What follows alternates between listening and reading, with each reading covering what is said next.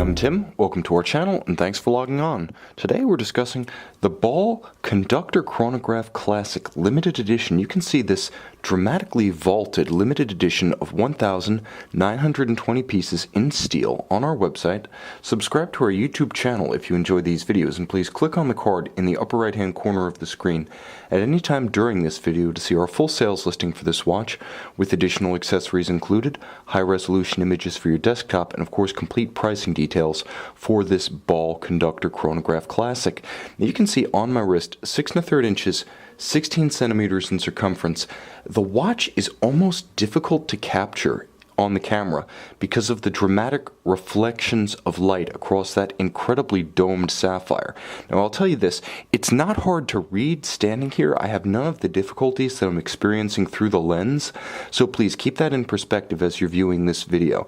Now the watch is large, but it's not so much huge as it is simply uniquely proportioned. 51 millimeters from lug to lug is the distance across the wrist, which is par for a timepiece in this size class, especially one that's decidedly non-round.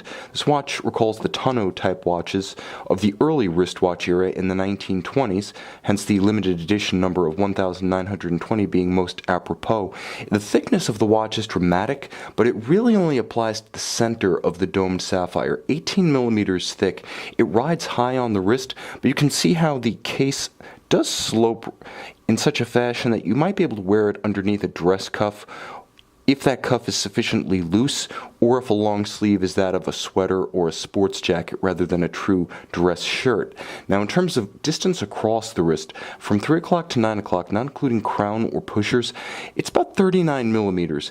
It's very difficult to compare this watch to anything, quite frankly, except perhaps a Corum bubble. But unlike the wink if you get it irony of the Corum bubble style, this watch isn't a goof. It's not a postmodern statement, rather it's just a very creative way of making a statement with sapphire and steel, and it's very effectively executed. Now it has a nice heft to it, but it's not excessively heavy. You'll also note that it features very short lugs, and they downturn rather sharply such that it does sort of drape itself over the wrist. Easy to wear on a smaller wrist, I'd say 14.5 centimeters. You should still be able to wear this watch with security and style. The strap is substantial, minimally bolstered, nevertheless it has a feeling of body and substance and size, thickness and heft to it. Part of that may be due to the unusual small rectangular scale alligator cut. The leather has a distinctive character to it aesthetically and physically.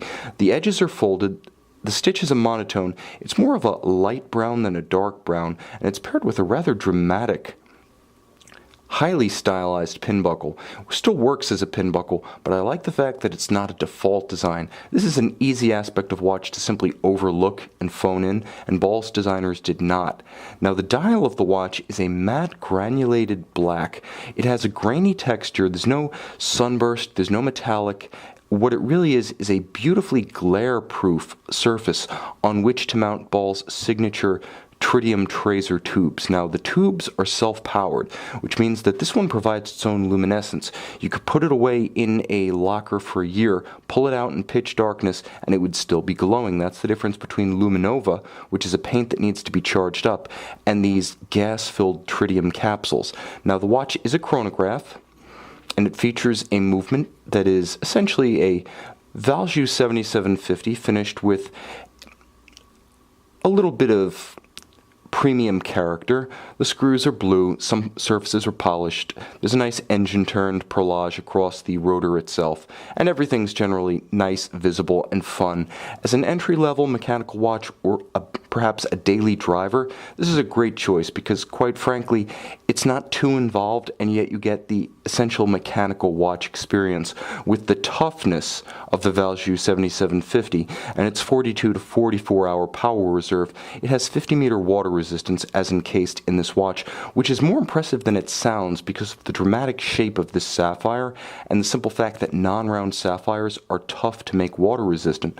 Now it beats away at 4 Hz, which is a modern beat rate, and the crown, when it is pulled out, does halt the balance, hacking the balance and stopping the seconds so you can synchronize to a reference time, and there is a bidirectional quickset for the useful day-date window. In the intermediate position, one direction changes the day, and one direction, the other direction, changes the date. This is a handsome, legible, and very different watch. It's not one that you're going to see every day, and not just this particular model being a limited edition, but a watch like this. Unusual, a little bit exhibitionist, and definitely different from the mainstream of even Ball's production.